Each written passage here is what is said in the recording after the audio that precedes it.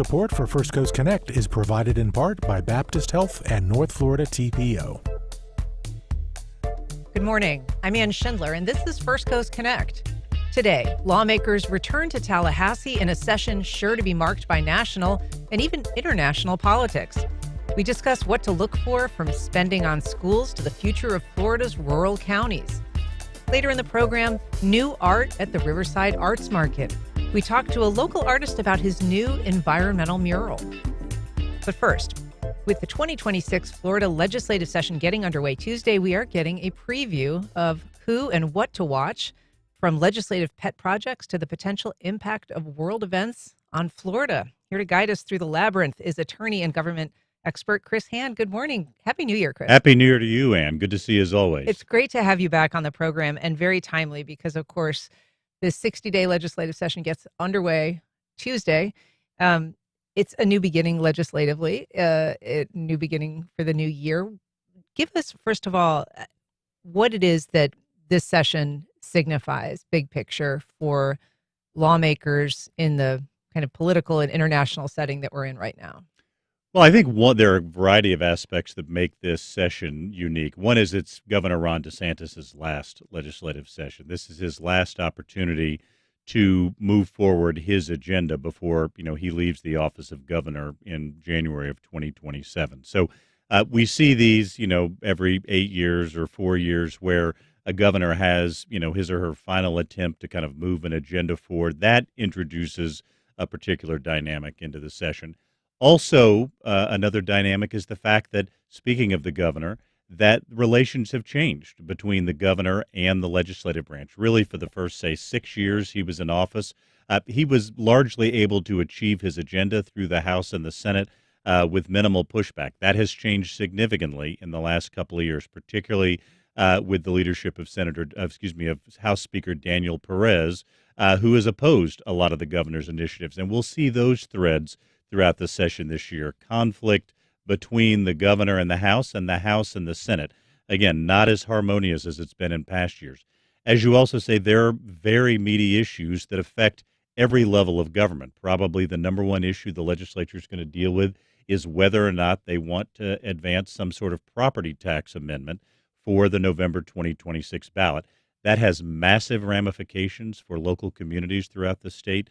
Local governments, cities and counties that largely fund core services through property tax revenues.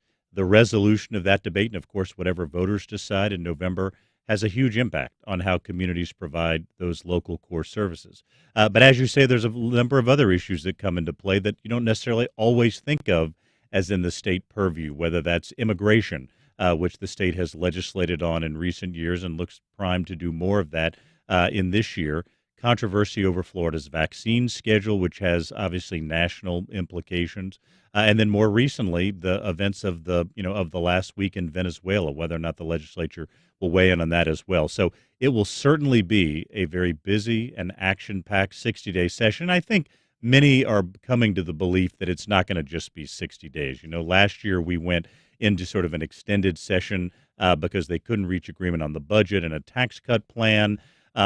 Whether or not that happens or not, the governor's already talking about calling special sessions to deal with things like congressional redistricting and potentially other matters. My anticipation is, again, because it's the governor's last year, he's going to have the legislature in Tallahassee as much as possible to try and advance that agenda in this last period of time he has to do that. Some lawmakers already starting to cancel or postpone vacation plans, I am sure. I do want to ask about Venezuela because that's obviously consumed a lot of the news coverage of the last couple of days. And Florida is in some ways unique because of its large expatriate population. There's a lot of people from Venezuela here, but there's also a lot of people from other countries that are either sympathetic to what's happening to the people who live in Venezuela or have family connections of some kind in places like Cuba, which has also some, dynamics that resemble what has happened there. So what are you expecting? I know that South Florida has a larger population perhaps in this region, but how are lawmakers going to be posturing or discussing this? How does it impact their actions in Tallahassee, or will it? Well, it's a very significant issue for Florida for many reasons. As you know, as you just said, we have a very large Venezuelan population in the state. by some counts, nearly 400,000 Venezuelans living in the state of Florida, so a very significant part of the Florida population. But also, you have very close Florida ties to some of the actions that have occurred over the last several years. Obviously, U.S. Secretary of State Marco Rubio, who's central to the Venezuela situation, was a U.S. Senator from Florida, and before that, Speaker of the Florida House of Representatives. So close ties in the execution of this as well. Really for the first several days of, after the U.S. action in Venezuela, there wasn't a lot of kind of messaging coming out of the governor's office on this, but he has, in the last 24 to 48 hours, begun to speak publicly about this and has suggested that Florida, right now, the now former Venezuelan president Maduro is under indictment in the Southern District of New York in federal court. Governor DeSantis has suggested that Florida might prosecute Maduro for a variety of crimes, including, sending sort of gang activity to the state of Florida and other potential violations of Florida immigration law. So Florida is now beginning to sort of weigh in on Maduro specifically, with the governor suggesting there could be prosecutions of him. We'll see what the legislature decides to do, if anything, related to this, but it's certainly going to be a topic of discussion when they return to Tallahassee next week. And one of the other things that's happening on a national level, these midterm elections that are coming up in November, I think there's an expectation among Florida lawmakers that this could drive people to the polls, that it could animate, Republican leaning people, either of Venezuelan descent who are living in this country, or people with, sympathies or family members with connections to that country. How do you see it playing into either turnout or voter interest in the elections? Well, I don't think anything is all that simple in terms of what the political impact of the Venezuelan action might be. As you say, obviously, Maduro, I don't think anyone's too upset that he is no longer president. He was a tyrannical leader of Venezuela, really an illegitimate leader. I think, didn't legitimately win his last election. So I think there is some consensus that it is a good thing he is no longer in charge of Venezuela because of the sort of, his very kind of harsh and repressive reign, blocking political opponents from speaking out. But the question is now, what happens now for Venezuela, now that he is no longer president? And I think that's where the politics of the situation are a little less clear because, again, the primary opposition leader in Venezuela just won the Nobel Peace Prize. The person who I think legitimately won the last election, you would think, well, these are the, folks who would naturally now kind of come to power in Venezuela with Maduro's departure. Well, that's not what's happened. His vice president has now become in power. So there already are some splits you're seeing, even among people who supported the Venezuelan operation as to what should happen next for Venezuela. Should Maduro's administration essentially be allowed to continue in power, with his successor? Or should, the rightfully elected president from the last election take office, or one of the other opposition leaders?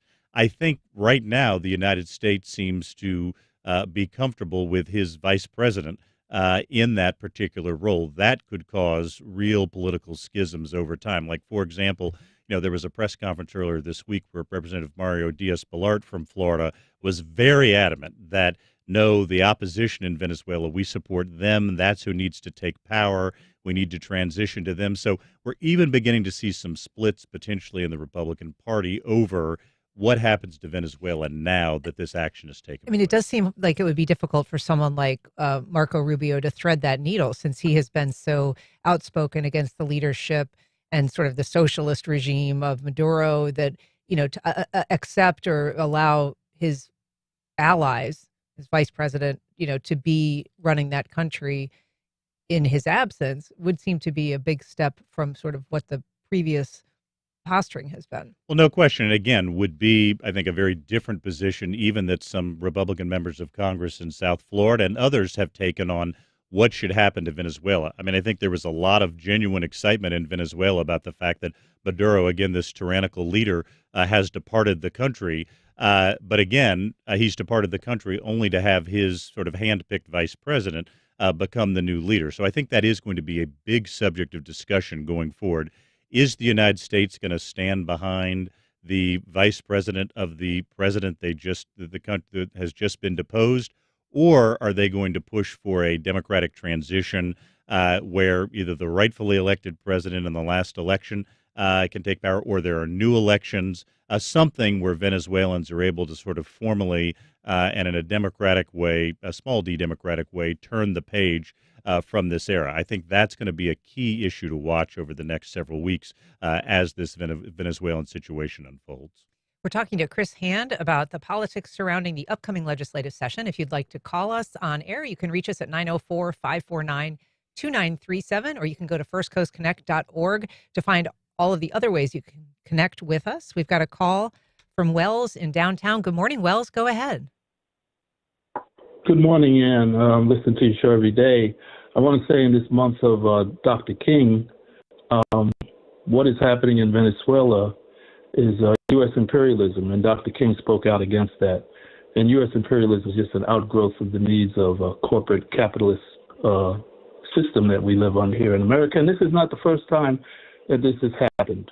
Under both administrations, the U.S. has interfered or assassinated democratically elected officials and presidents throughout Central America, South America, and in Africa. You have Guatemala, Nicaragua, Cuba, El Salvador, Honduras, Panama, Costa Rica, Grenada, Chile, Iran, Iraq, Afghanistan, Palestine, Congo, Sudan, Nigeria. And so this is what has to be done under the system we live under. And I think what we have to do is to begin to discuss, is this a system that we want to continue to live under, or is it a system that has outlived its usefulness? And I want to thank you for taking my call. Wells, thanks so much for your comments. I appreciate it.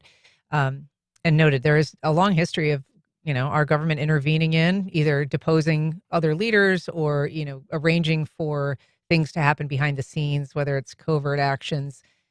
Obviously, our country is not unique in that way, but we certainly have a pretty large footprint when it comes to doing that in the past, Chris. Well, I think there's one important distinction here, and Wells referred to kind of democratically elected leaders.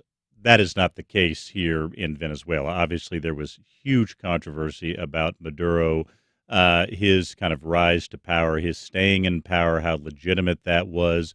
But I think, what many are now saying is this is an opportunity for the United States to help facilitate a transition to a truly democratically elected Venezuelan government. And I think some of the immediate concern in the aftermath of what happened is not what happened to Maduro, who, again, tyrannical leader, and now that's his kind of very harsh reign is over in Venezuela. But the United States now has this opportunity to transition to something democratic there. And that's been the concern, is that, as President Trump talks about, kind of rebuilding the oil industry. And again, Maduro's handpicked vice president remains in power. There are questions about how quickly are we going to facilitate this kind of transition of, democratically elected power in Venezuela. I think the sooner that happens, the sooner that puts some of those concerns to rest. Well, I do want to move on and talk about things that are more specific directly to this legislative session, because there's a lot to get to. And you mentioned taxes, that's going to be one big issue. But I want to ask you about a recent headline, which I think would surprise a lot of people, this idea that there might be too much money for schools. This enormous amount of money found just sort of sitting in accounts, unspent, millions of dollars, hundreds of millions of dollars. What's going on with that?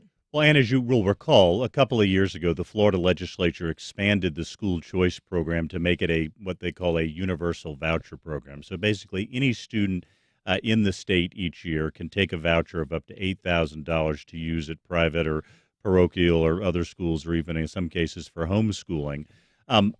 Over the last several months, as kind of state audits of this program have unfolded, they've discovered some very interesting facts about the program. First of all, about 500,000 students have signed up for this program. It's a very now significant financial obligation the state makes.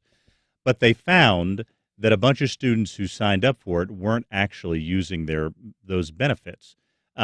leaving about $400 million in state accounts that we're supposed to be using. And part of the reason this came up, Ann, is at the end of the last budget year, the State Department of Education had a shortfall of about $50 million, largely because of some of these issues. So naturally, they kind of went in, the state auditor general did this audit and found real concerns with the kind of management of this program. Surprise at the fact that so many resources that had been set aside for students weren't being utilized. So it is something the legislature is definitely going to address in this session. State Senator Don Gates from the Panhandle has sort of taken the lead on trying to bring some accountability, and he's been very blunt in his language about the administration of this program. That tends to be his way, but he said, look, this is just sort of bad stewardship, and it's kind of our job as a legislature to improve that stewardship. So look for some changes to that school choice program, at least in the administration and implementation of it, if not in the construction of the program, to try and make sure that if people do elect to take these funds, they're either using them or if they're not going to use them, they're kind of going back into the state budget for other use. And to put that amount in context, you said $400 million. That is, according to critics of this, saying that's $100 million more than the state spends on school safety.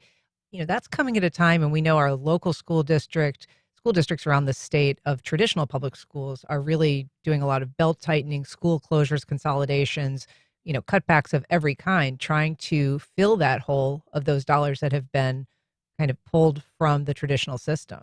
It's a massive amount of unused money at a time where, as you say, the 67 local school districts in Florida are really having challenges kind of making their budgets work. So it's really been a matter of sort of bipartisan controversy. Again, this is not just one party or the other.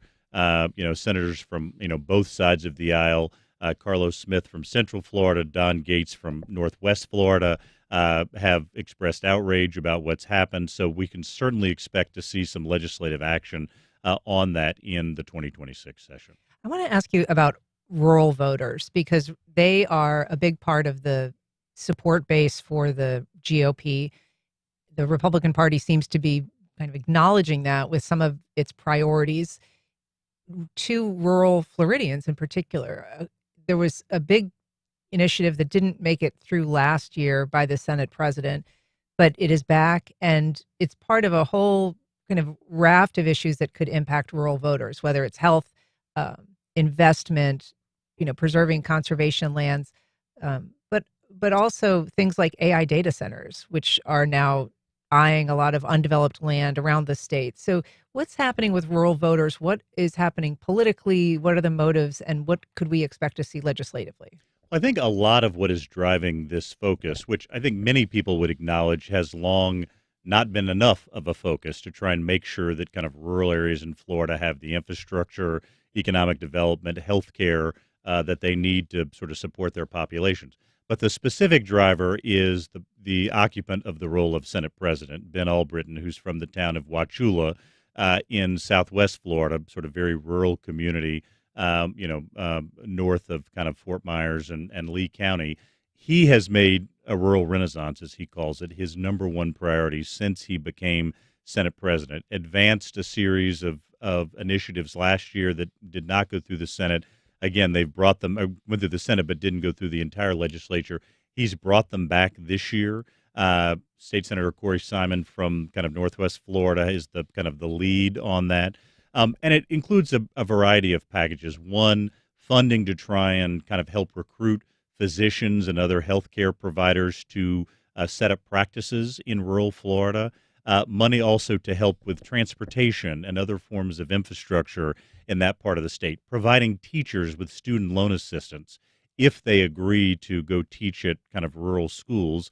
Also the state providing greater Medicaid reimbursement to hospitals that are located in rural areas to kind of help them meet their bottom line. This has recently been joined by the federal government. Just sort of the Centers for Medicare and Medicaid Services just announced that Florida is going to get more than $200 million over the next 5 years to help with rural health care as well. So again, I think there's a lot of factors, but probably the primary driver as to why this is getting attention is President Albritton, who has made this a priority to try to help kind of rural areas in Florida get some assistance that they haven't had for a long time that have probably put them behind in terms of healthcare, education, transportation. This is his number one priority. So when we get to the kind of meat of session, as both houses of the legislature are trading ideas back and forth, President Albritton has made clear that what the Senate wants to do this year is rural renaissance. And do you think the fact that the midterms are coming will help him advance that agenda in a way that perhaps he didn't have last session when it didn't make it all the way through? I mean, that could conceivably have some impact. I think that, again, there does seem to now be some alignment, not just, the governor's office seems supportive of his initiative. Obviously, the Senate is supportive of it. There are many House members who represent rural areas. And now, particularly with some federal government investment in rural areas, I think that helps President Albritton's push as well, because, that sort of funding is a bit of a catalyst for what he's trying to do. So I think there's probably a variety of factors and also the fact that it's his final year as Senate president, that make it more likely that it passes in 2026 than its prospects were in 2025. We're talking about the upcoming legislative session with attorney and government expert Chris Hand. If you have a question for Chris or a comment, you can give us a call at 904-549-2937, or you can email First Coast Connect at wjct.org. You can also go to firstcoastconnect.org and find all of the ways to connect with us. We have an email from Michael. He says, will DeSantis and A.G. Uthmeier be indicted by the grand jury now meeting in Tallahassee? Kind of a big question. We know that they're looking into some concerns raised about money spent by the Hope Florida Foundation, which is sort of nominally run by the governor's wife. So something that the Attorney General has also been very close to. But there is an investigation underway, and I guess grand jury proceedings are secret. So we don't know, I guess, what will happen with that. I don't think we don't have any idea what a grand jury might do or might not do. Grand juries don't always return indictments. Sometimes grand juries are convened, under the state law, there's a provision that they can be convened to look at subjects of kind of community or statewide concern. So we don't know at all what this particular grand jury might produce, whether they produce indictments of anybody, whether they produce just sort of findings and recommendations. I think it's way too soon to know kind of how that process will end. How does that show run when you've got the Attorney General, as perhaps one of the people that could be subject to some of the elements of the investigation? Like, who's running the show legally? How does that relationship work? Grand juries are convened by state attorneys. So it is the state attorney for the 2nd Judicial District that has convened that grand jury. He is an independently elected official, doesn't report to the Attorney General or anything like that. Independently elected, reports to his constituents. And so that's who convenes. I mean, there is a statewide prosecutor that is in the Attorney General's office that does have some of those same powers. But in this case, this was a grand jury that was convened by the 2nd Judicial Circuit state attorney. He's ultimately sort of in charge of and accountable for that process. I want to ask you about Democrats, because we know that there's a supermajority in both houses. Obviously, the executive branch is also run by Republicans. Democrats have some priorities of their own. First of all, does it matter when they have priorities? Does it drive the conversation? We know that typically those bills don't advance very far unless they have a Republican colleague that is sponsoring or co-sponsoring them. So when it comes to their stated priorities, which include things like identifying wasteful spending, they've made a big case for trying to investigate wasteful spending. Does that matter? How does that impact the session? Well, as you say, but particularly with a kind of a Republican supermajority in the legislature, it's unlikely that a number of the Democratic bills will actually come to fruition. But, I think they're going to use the session to try and kind of raise public attention about some of these issues, which matters for kind of potentially long-term legislative development, but also for the November elections. They are focusing on two issues. One, affordability. What Florida can do to sort of lower prices. And look, I think that's an area of bipartisan concern. You had Speaker-designate Sam Garrison on the program very recently, and he talked a lot about affordability and pricing. One of the things the Democratic legislators have proposed is that the state enter into a property insurance compact with 14 other states, trying to create sort of a risk pool to lower property insurance rates. That is, for all the discussion over property taxes, I think probably number one, well, maybe now health insurance, but in addition to that, property insurance remains really at the top of the list of affordability concerns that Floridians have. So Democratic legislators very much kind of focusing on that and on other kind of housing issues. One of the proposals that Senator Tracy Davis from here in Jacksonville has put forward is the idea of giving Floridians who are first-time home buyers a break from what are called doc stamp taxes, documentary stamp taxes, a tax you pay on the transfer of real estate in the state. She suggested giving first-time home buyers a break. So that, I mean, again, these are all going to be ideas to sort of advance the debate and kind of tee up issues. I think they're less likely to see the light of day. But there are times where Democrats, as you say, particularly in coalitions with Republicans, can advance ideas. I just mentioned State Senator Tracy Davis. She has been extraordinarily successful during her time in the legislature in finding issues where she can build bipartisan coalitions and advance those forward, even while she's going to be the Democratic Senate leader after this session. So I think that's what I would look for more from the Democratic side. Can they pass their Democratic agenda? Less likely. Can they find issues where there is bipartisan agreement and some ability to forge consensus and move those through the legislature? Following with the example of Senator Davis, I think that is more likely. The idea of an insurance pool, I know you're not an insurance expert, but it is an interesting idea. Certainly it would diversify risk, but it does make you wonder who would want to partner with Florida. I feel like there's so much liability in this state with, climate related disasters or whatever. It doesn't seem like we would be necessarily a great person to build an insurance pool relationship with. Well, you're probably not going to attract someone like, Kansas or Nebraska, like in the middle of the country that doesn't deal with hurricanes, although they do deal with other kinds of natural disasters. I think the idea is probably take states that have similar risks and pool them together. I haven't seen this is a proposal from Kelly Skidmore from South Florida, so I haven't seen which state she, has actually proposed there. But I would guess that they are states with similar risks. So coastal states that have to deal with hurricanes as well. In that case, they pool their risks. So I can imagine it might be places like Texas and Louisiana, Alabama, Mississippi, South Carolina, North Carolina, Georgia, places that may have similar risk. Well, I guess would be my guess, but I haven't seen the full list of what's in her proposal. We have talked a little bit in the past about the property tax proposals and, the concerns that local governments have that could strip significant dollars away. But these do seem to be moving forward in some capacity. A number of the House proposals expected to kind of be in the early stages of the session so that they can move to the Senate and try to build some consensus for something that would ultimately go before the voters. So do you have any sense of kind of which is perhaps gaining more momentum, which kind of proposal is going to be more popular? Well, it's very interesting because there's a high bar to doing any of this. It requires, a supermajority of the legislature to put any kind of amendment on the ballot. That requires agreement between the House and the Senate, which is easier said than done right now, particularly at that supermajority standard. And then it has to go to the ballot where 60% plus one of the electorate has to approve these changes. So there's a very high bar for these property tax changes. Really, the House proposals revolve around a common theme of relieving homestead properties, people who are using a property as their primary home and taking a homestead exemption on that, giving some relief to homestead property owners. And that's various iterations to that. One is in 2027, all non-school homestead property taxes would go away. Another one would phase it in over 10 years. Another one would have it go away immediately, but only apply it to Floridians of the age of 65 or older.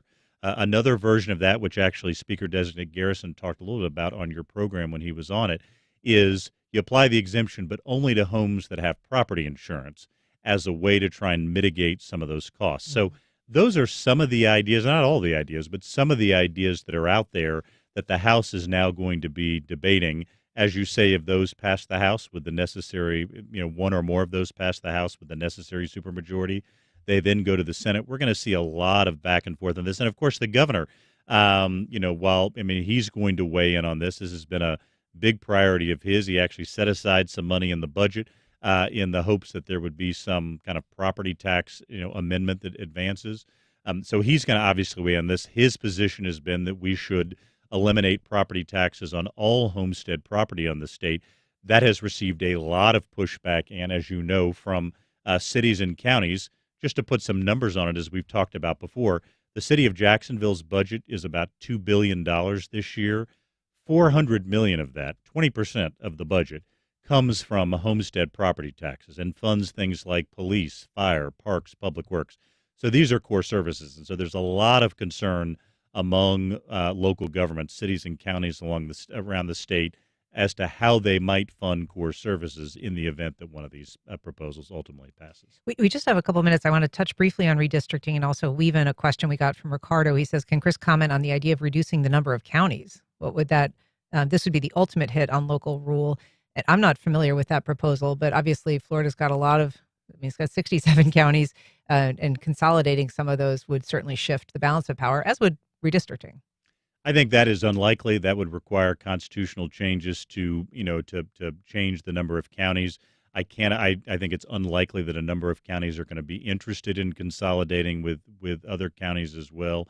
But again, always an issue that pops up from time to time and sort of worth keeping an eye on as well. But you mentioned congressional redistricting. Obviously, this mid-cycle redistricting has been a huge issue across the country this year. Texas redrew its lines, which prompted California to redraw its lines.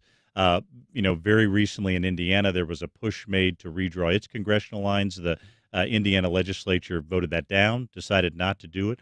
So Florida may be sort of the last frontier in that kind of nationwide effort this year. The governor has talked about wanting to call a special session in March. There's a case about the Voting Rights Act that's pending before the U.S. Supreme Court right now, which could influence this debate. So he has said that he wants to do this after the session in hopes the Supreme Court provides clarity on that. Again, an area of conflict between him and the House. The House Speaker has said, no, if we're going to do this, we should do it during the regular session, not in a special session. So it's not clear where that's going to go. It doesn't seem to have the momentum in Florida that it has had in other states. But we'll see if it picks up momentum as the session starts next week. And certainly Florida, I guess, is one of the harder places to do that because of laws in place that don't allow for partisan redistricting as opposed to redistricting based on kind of shifting populations. But a lot to watch there and so much to watch during this legislative session. We will have to catch up midway through with you when you come on the next time. Chris Hand, thank you so much for being here. Thank you, and look forward to seeing you in February. All right. Up next, helping kids unlock their inner strength through mindfulness disguised as magic.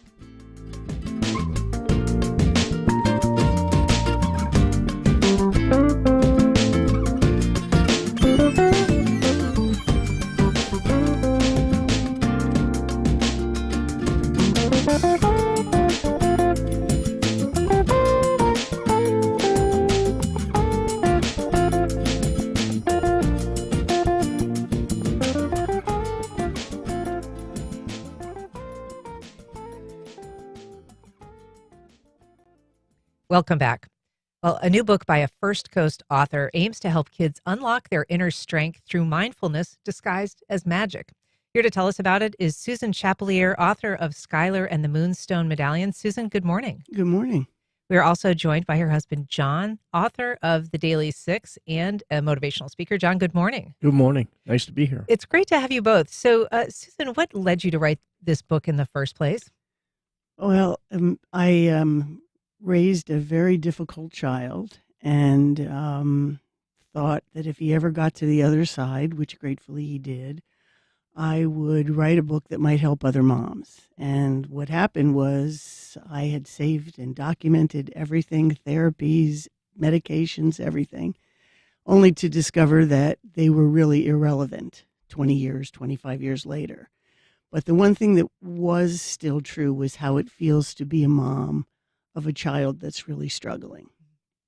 And so I knew I had a story. I just wasn't really sure where to take that.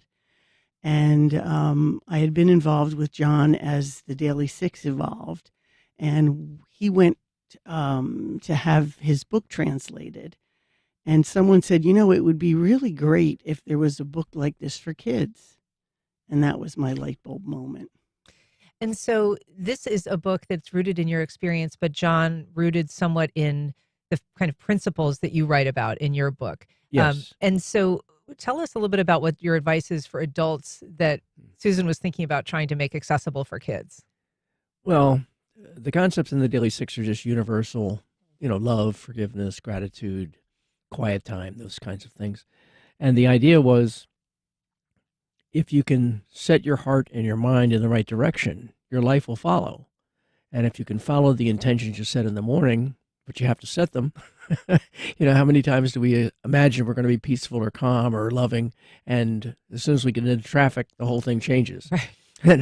So the idea is to set intentions in the morning that you find a way to follow during the day as your day progresses, so you can stay on the path that you've set for yourself. And while my book was instructional, because that's what all I thought about, was writing sort of a, how to influence people kind of thing, more spiritual based.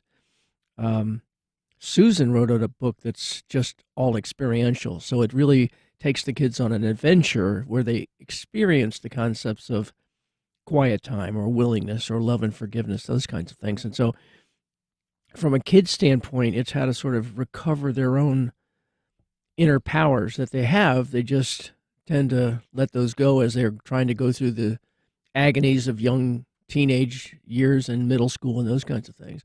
And for parents, it gives them a plan of how to look at their children and help encourage them along this path to be more peaceful and positive each day as they go along. And to John's point, Susan, it is difficult for grownups to do some of this stuff.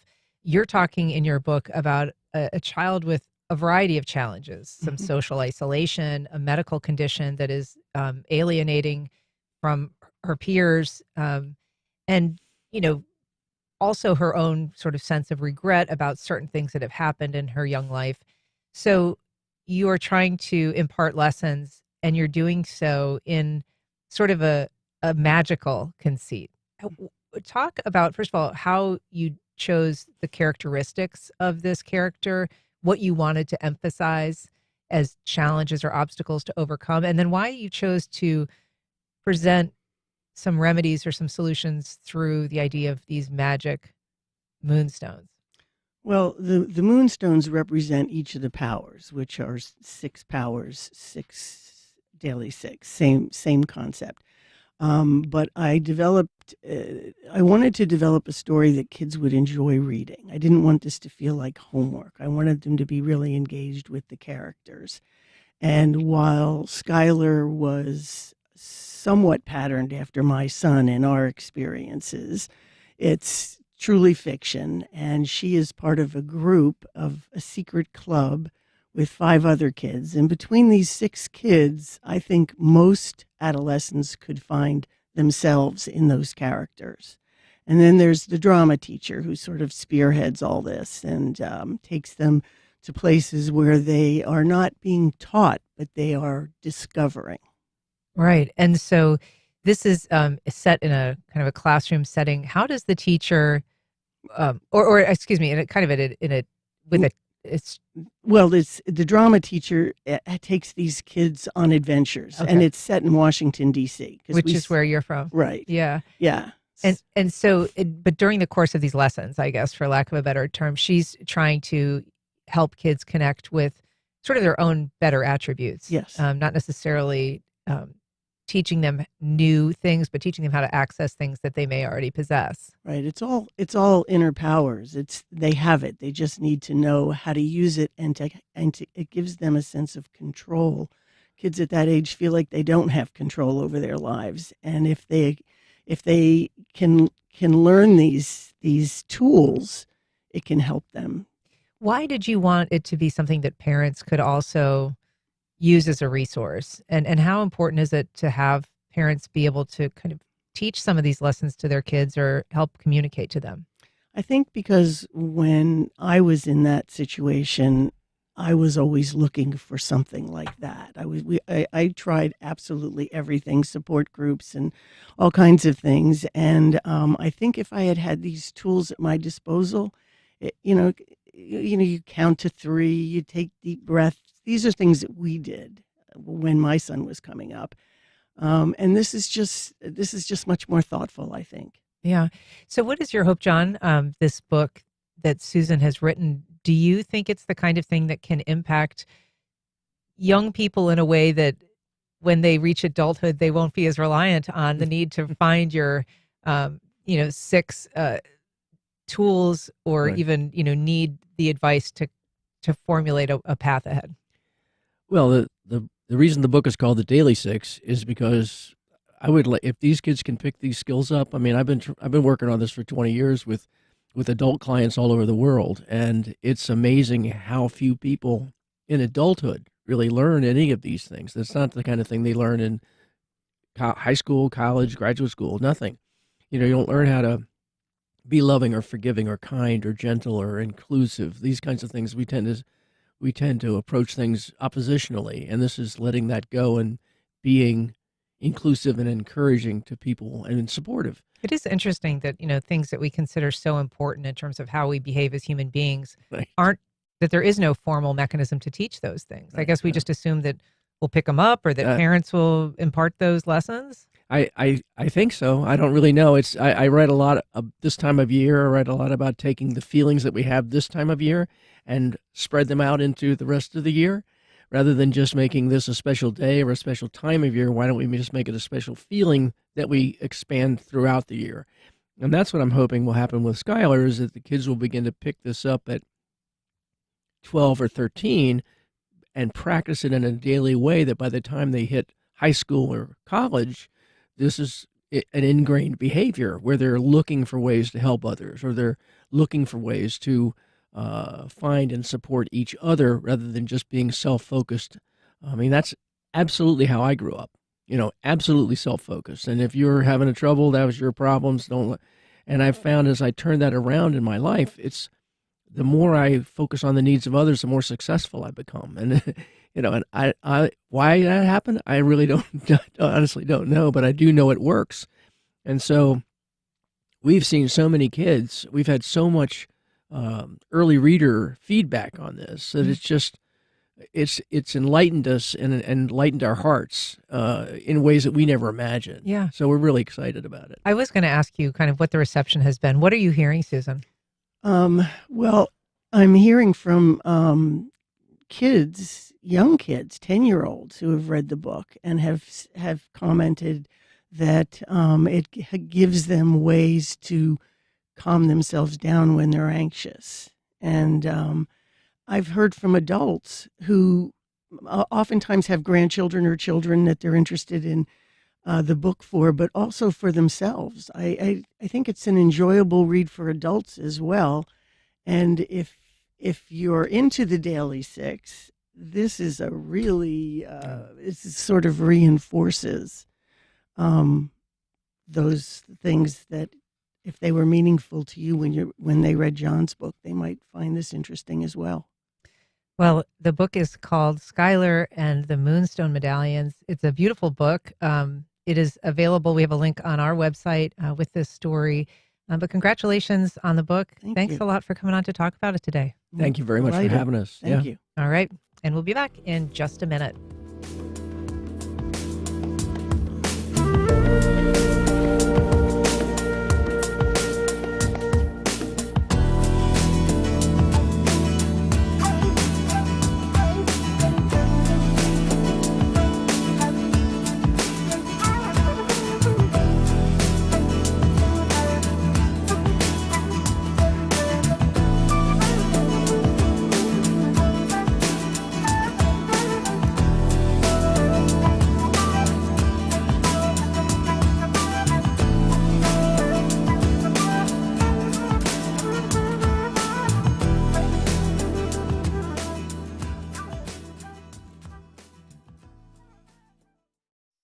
Congaree & Penn, dedicated to agriculture and culinary endeavors, offering field-to-fork dining and outdoor experiences on over 300 acres. Sip, dine, explore. Information at congareeandpenn.com. Terrell Hogan Law. I'm Wayne Hogan.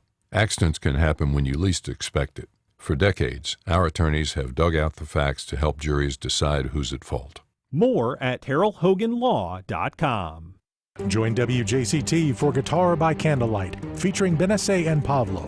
One night only, Thursday, January 15th at the WJCT Soundstage. Let Benesse and Pablo take you on an intimate musical journey to exotic places with classic songs. With fiery Spanish guitar, cool Mediterranean rhythms, join Benesse and Pablo for Guitar by Candlelight, an intimate concert experience. One night only, Thursday, January 15th at the WJCT Soundstage. Go to wjct.org/events for tickets.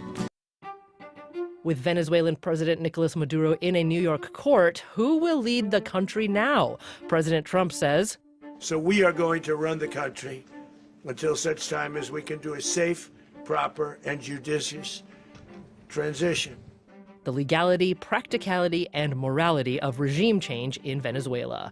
That's on the next On Point. Today at 11, here on WJCT News 89.9.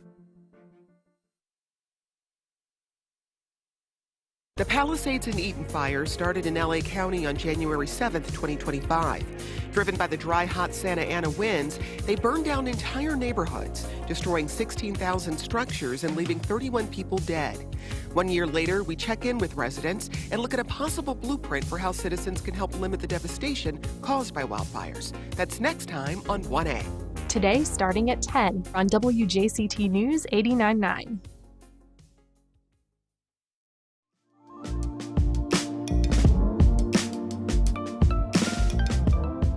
Welcome back.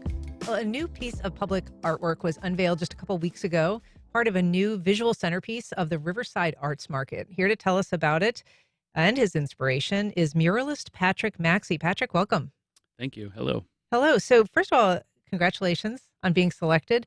Your artwork was in response to the Riverside Avondale Preservation's call for artists, and they had some 70 people, seeking to do this mural with ideas, and you were selected. So tell us, first of all, just how you learned that you were selected, and a little bit about how you got to actually beginning work on it. Yeah, there's calls constantly throughout the years, here and there, and I was excited to see something close by where I live in Jacksonville. And so I applied just like any other ones. I mean, you apply to so many throughout the year, and you just kind of fill out the application and hope it works. And this time it happened to work, and it was great to receive a phone call to say that I was selected, which was just great. And I was happy to be able to paint something close by. Yeah. And so this is kind of your first mural in Northeast Florida, even though you have murals around the world, many murals in other places that you've lived. You've only kind of recently moved back to Northeast Florida. So this is starting a new tradition for you, but you are a pretty experienced muralist and a very experienced artist. Yes, I've done this full time over 15 years and painted well over 100 murals all around the world. And it's always different locations are different and fun. But yeah, really great to have something that I could just drive to and not have to fly to and work on for a couple weeks. Yeah, and this was a call for some pieces. It was on the JEA pump station, which is under the Fuller Warren Bridge. It's really almost like a visual centerpiece now of the Riverside Arts Market. And they were looking for things that were communicating, natural environment, connection to the St. Johns River, which is, of course, right there. And so for people watching our live stream, they can see your mural. But describe for people who can't see it what you chose to put in it and a little bit about your visual style. With this mural, I'm usually painting flat walls, and this one is a round building, which had a couple issues here and there to work on and challenges. But on the mural itself, I just wanted to capture the amazing beauty and natural elements that are involved within the St. Johns River, which are right there. So while painting it, it was pretty amazing to see dolphins swimming by and people fishing. So within the mural, there's a bunch of different flora and fauna and local wildlife all kind of together. You can see above the water and below the water. There's kingfisher, manatees, alligators, various fish, frogs, things that are local. And in my style, I kind of tweak them a little bit, kind of hype up the colors, make them a little more vibrant and a little more fun to give them that kind of personal, whimsical, elegant touch. Yeah, and they are whimsical, but as you say, faithful to the species that you're referencing, and they are all local. Talk about just kind of your inspiration as a painter. Where do you draw from? What are you thinking of? How do you evoke the visuals that you're kind of, how do you get that out of your brain and onto a surface. Yeah, I mean this particular mural was perfect for my style. I do a lot of nature and animal based things, but I kind of add little humanistic elements to them to give them a little more storytelling vibe to them. I really like work that kind of speaks to all ages and kind of sparks creativity and imagination back into those things that we forgot when we were children. And we're looking also at some other images of yours that are not the mural, but there's almost it's something about it that makes me think of like illustrations of children's books. Have you done illustration before, or is your work mostly in galleries and the murals that you've done? Yeah, so I started really young, doing T-shirt designs. Actually, when I was 6 years old, and I did a ton of illustrations. So I do a lot of illustrative work and painting work. So I do show in galleries across the U.S., and then I do large-scale mural work. But it all kind of has that overall storybook, whimsical, fun feel, as well as sharing a lot of the species that I enjoy painting, particularly endangered species, and focus on them. And I understand that in addition to the creatures that are in the mural, there's also some hidden hearts. Can you tell us a little bit about what they symbolize? Are they difficult to find? Some of them are. So a few years ago, I became a father, and so I started adding these little kind of painted hearts within my murals when I was traveling away to kind of give a nod to my family, like, hey, they were part of the mural, and I'm thinking of them. And I continue to do it throughout murals.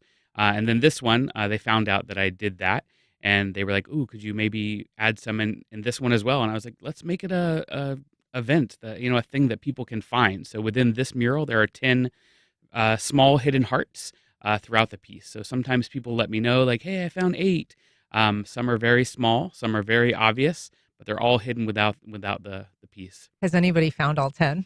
They could have. Usually people don't reach out and say, "I found 10," but yeah, they're kind of a fun, interactive part of it. And if people are interested in seeing your work, you're on Instagram. What's your handle? It's just my name, Patrick Maxey. And it's spelled Maxcy. Correct. And then my website is just the same, patrickmaxey.com. Well, Patrick, thank you so much for coming on. Congrats on the mural. Appreciate it. Thank you very much. All right. And that's our program. Thank you for listening. If you have comments or questions, you can send either to First Coast Connect at wjct.org. And you can find all of our past and current shows at firstcoastconnect.org, where you can also sign up for our new daily newsletter. First Coast Connect is produced by Stacey Bennett. Our associate producer is Isabella Casapow. Our show is directed by Brady Corum. And our theme music is performed by Club de Belugas. Join us tomorrow when we tell you about a proposed law that could let unhappy homeowners fire their HOA. I'm Ann Schindler. You've been listening to First Coast Connect on WJCT News 89.9.